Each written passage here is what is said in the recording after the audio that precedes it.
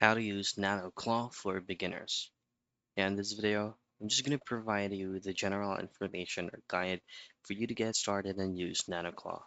But first, Nanoclaw is actually a lightweight open source personal AI agent framework designed for security, privacy, and customization.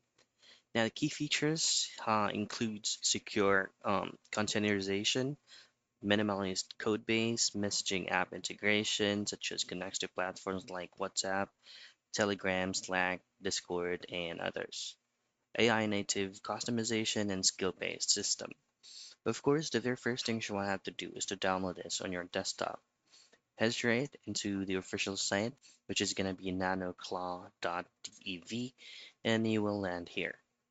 Now, to get on the download link, is to choose on Get Started, and then you will be redirected into GitHub's sources. Now, choose on Code or click on the Code option.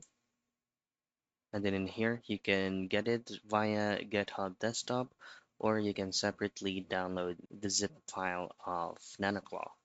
Open it up, and you're on your dashboard for Nanoclaw, and you can start on surfing out or those kinds of features that you can see on your screen to get started.